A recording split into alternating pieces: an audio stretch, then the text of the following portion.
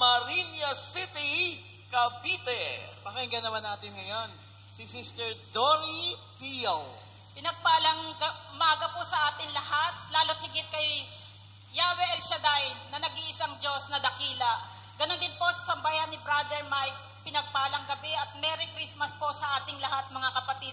Ang ipagpapatuto ko po ay ang kagalingan ng aking anak nung July, itong taon lang po bago tayo mag-anniversary sa Luneta, na-diagnose ang aking anak na may endometriosis at may tendency na matanggalan siya ng matres.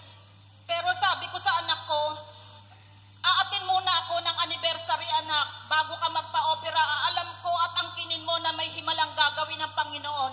At ayun nga po mga kapatid, sa himala at habag ng Panginoon, bago inoperahan ng anak ko, 2 beses siyang in-ultrasound at nakita nga na may tendency tanggalin ang kanyang matres. Pero sa pagpapala ng Panginoon at sa pananalangin ng ating mga kapwa lingkod, ang anak ko ay hindi natanggalan ng matres. At yung sasalin sa kanya 2 bag ng dugo ay hindi na isalin. 3 araw lang kami sa hospital instead na 1 week. Pagkakasabi ng doktor 1 week o 8 days. Kaya naman papuri at pagpasalamat sa ating Diyos. At doon sa anniversary na yon, pinagpalipad tayo ni Brother Mike ng Kalapate. Instead na yung anak ko, ang i-wish ko doon para sa kanyang kagalingan, ang nai-wish ko ay ang kalakasan ni Brother Mike at ang kanyang kalusugan. Kaya naman, alam ko na pinagpala ako doon ng Panginoon. Kahit na napakarami kong dapat hilingin, ang unang-una ko talagang gustong maibalik ay ang kalakasan ni Brother Mike. Amen. Sapagkat ikinalungkot ko po yun.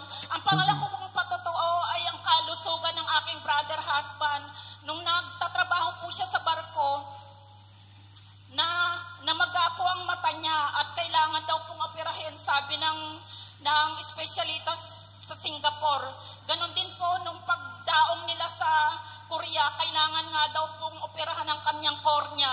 Pero sa pananalangin ko dito at pagmamakaawa sa Panginoon, alam niyo po mga kapatid, grabe po ang himala ng Panginoon.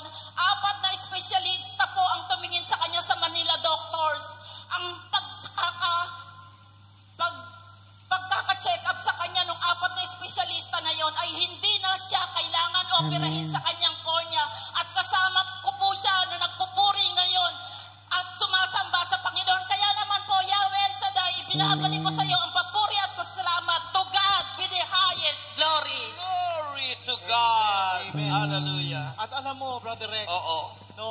pag ipinananalangin natin ang ibang tao, hindi natin inuuna yung sarili natin. Yes, oo. Nakikita ng Lord pala yun eh. Tinan mo, answered Totoo prayer yun. siya. No? Yung kanyang kahilingan para sa kanyang pamilya, answered prayer siya. Yun ang tinatawag, Sister Dulce, na intercession. Ano? Yung intercessory prayer ay pinapanalangin natin yung pangangailangan ng iba, hindi yung sarili natin. Yes. So yung po ang, sabi nga, it is the backbones of the ministry, yung intercessory ministry. Yan. Prayer. Kaya po napakahalaga po yan, mga kapatid. At alam niyo po, ang Diyos po, ang Diyos ng kagalingan. Sabi nga ng Exodus 15:26, di ba? I am the God that healeth thee. Kaya naman yung ating kapatid na nagpatotoo, talaga naman po pinagaling ng Panginoon at pinagpala dahil kay Yahweh El Shaddai. Ayun.